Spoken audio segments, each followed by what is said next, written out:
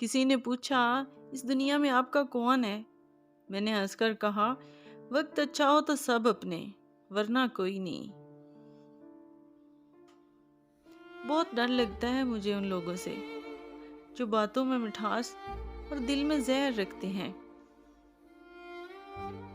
وقت نے بتا دیا لوگوں کا معیار، ورنہ ہم وہ تھے جو سب کو اپنا کہتے تھے۔ زندگی میں بہت سے لوگ ایسے بھی ہوتے ہیں جو وعدے تو نہیں کرتے مگر بہت کچھ نبھا جاتے ہیں۔ وقت کے تھپڑوں نے سکھا دی ہوشیاری، ورنہ ہم بھی معصومیت کی حد تک معصوم تھے۔ کوئی بھی شخص الفاظ کا چناؤ اپنے ظرف کے مطابق کرتا ہے، جیسا ظرف ویسے الفاظ، اور ظرف دو چیزوں کا پتہ دیتا ہے، تربیت کا اور نسب کا۔ اپنے وہ نہیں ہوتے جو تصویر میں ساتھ کھڑے ہوتے ہیں، اپنے تو وہ ہوتے ہیں جو تکلیف میں ساتھ کھڑے ہوتے ہیں۔ ہمارے مسئلے اور ہماری پریشانیاں بھی راز ہی ہوتی ہیں، ان کا دوسروں کے سامنے اشتہار نہیں لگاتے۔ جو انسان اپنے آنسو دوسروں سے صاف کرواتا ہے وہ خود کو بے عزت کر دیتا ہے، اور جو اپنے آنسو خود پہنچتا ہے وہ پہلے سے بھی زیادہ مضبوط بن جاتا ہے۔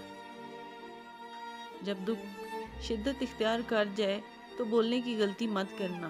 یہ تو صبر کے لمحات ہوتے ہیں، وہ لمحے جب اللہ آپ کے ساتھ ہوتا ہے، اور وہ جب آپ کے ساتھ ہوتا ہے نا تو انسان کو فرش سے عرش تک پہنچا دیتا ہے۔ دیکھو یہ موقع گنوانے کا نہیں، سب کچھ پانے کا ہوتا ہے۔ زندگی میں کچھ لوگ ایسے بھی آتے ہیں جن پر ہم کو بہت اعتبار اور ان سے بہت سی امیدیں وابستہ آ جاتی ہیں، اور یہ یقین کر بیٹھتے ہیں کہ وہ ہمیں کبھی بھی تنہا نہیں چھوڑیں گے۔ آہستہ آہستہ دل کی ہر بات ان سے شیئر کرتے ہیں، اپنی چھوٹی چھوٹی خوشیاں، اپنے چھوٹے چھوٹے غم صرف انہیں کو بتانا چاہتے ہیں، مگر نہ جانے کیوں اکثر وہی لوگ ہمیں منہ کے بل گرا کر چھوڑ جاتے ہیں۔ دنیا میں بہت کم لوگ ایسے ہوتے ہیں جنہیں مان رکھنا آتا ہے۔ ضرورت پڑی تو کوئی نہ تھا ہمدرد، خیر یہ قصہ بھی خدا کے سپرد۔ زندگی میں کچھ پل ایسے آتے ہیں جنہیں ہم چاہ کر بھی یادداشت سے مٹا نہیں سکتے۔ مجھے اختلاف ہے ان لوگوں سے جو کہتے ہیں وقت ہر زخم کا مرہم ہے۔